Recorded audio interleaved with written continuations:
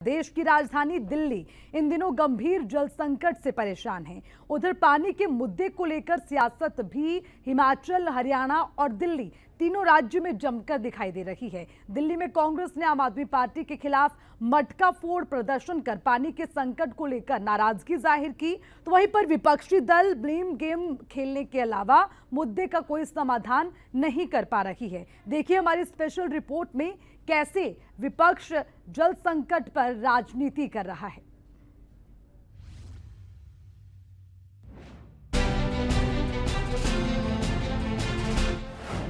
जल संकट पर सियासत, दिल्ली को कब मिलेगी राहत? विपक्ष को नहीं है राजनीति से फुर्सत। हिमाचल ने भी सप्लाई से किया इनकार। क्या बयानबाजी से बुझेगी दिल्ली की प्यास? यूं तो जल को जीवन कहा ही गया है, लेकिन ऐसी चिलचिलाती गर्मी में पीने के पानी का महत्व और मांग और भी ज्यादा बढ़ जाती है। देश की राजधानी दिल्ली इस समय पानी की किल्लत से जूझ रही है। मामला देश की सर्वोच्च अदालत तक पहुंच गया है।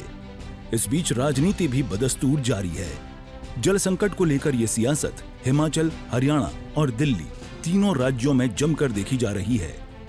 दिल्ली में पानी की कमी ने लोकसभा चुनाव में साथ इलेक्शन लड़ने वाली आम आदमी पार्टी और कांग्रेस की राहें भी अलग कर दी हैं। ये तस्वीरें इस बात की तस्दीक करती हैं। दिल्ली सरकार के खिलाफ कांग्रेस के नेता मटका फोड़ प्रदर्शन कर रहे हैं।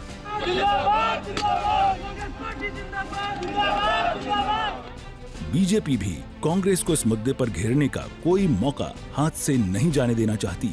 एक बड़ी पुरानी कहावत है, 900 चूहे खाकर बिल्ली हज को चली। कमाल कर दिया कांग्रेस ने। अभी 8 रोज पहले तक हाथ में हाथ डाले जिस पार्टी के साथ चल रही थी, आज उसे उस पार्टी के कामों में भ्रष्टाचार नजर आने लगा। ये कांग्रेसी दिल्ली की जनता के बीच किस मुंह को लेके जाएंगे? अभी 8 दिन पहले तक आम आदमी पार्टी की सरकार की विकास की तारीफ करते थे, ईमानदारी की तारीफ करते थे, आज उन्हें उनमें भ्रष्टाचार नजर आ रहा है।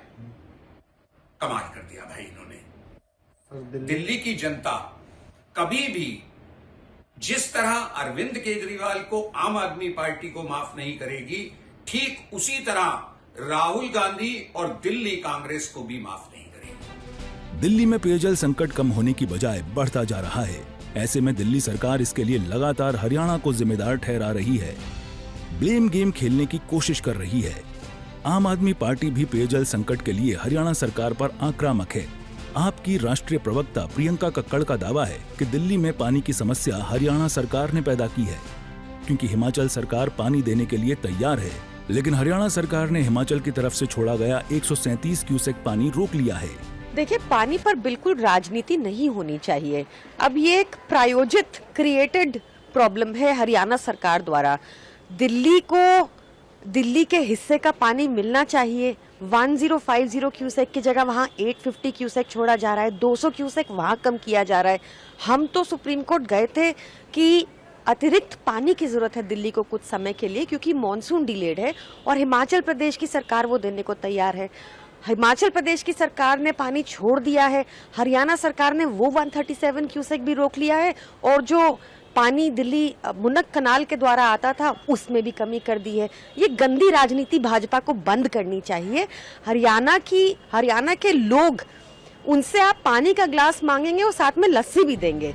तो सुना आपने आम आदमी पार्टी की राष्ट्रीय प्रवक्ता को, जिनका मानना है कि हरियाणा सरकार हिमाचल के लिए आ रहा पानी रोक रही है, लेकिन हकीकत तो ये है कि हिमाचल सरकार ने दिल्ली में जल संकट पर कभी हाँ कभी ना वाला रुख अपनाया हुआ है। सुप्रीम कोर्ट में पिछले कुछ दिनों से सुनवाई चल रही है।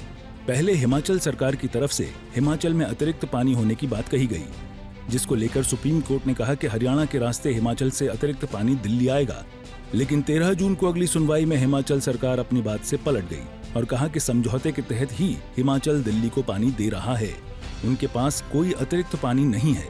जिसके बाद हिमाचल सरकार को सुप्रीम कोर्ट की नाराजगी का भी सामना करना पड़ा और ये साबित कर दिया कि आम आदमी पार्टी और कांग्रेस पानी के मुद्दे पर राजनीति और बयानबाजी करने के अलावा और कुछ नहीं कर रहे हैं।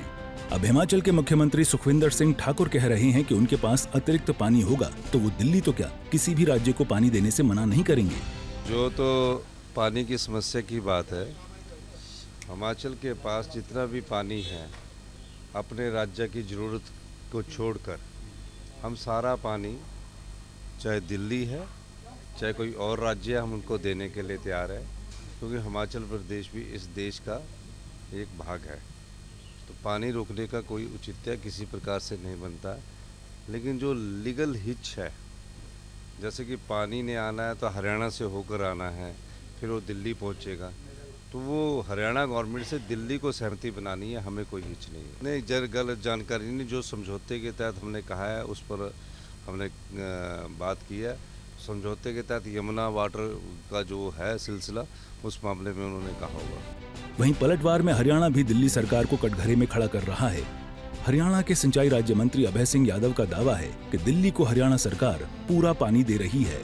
पूरा पानी दिल्ली को दे रहे हैं, बल्कि जितना उनका हक है उससे ज़्यादा पानी हम दे रहे हैं।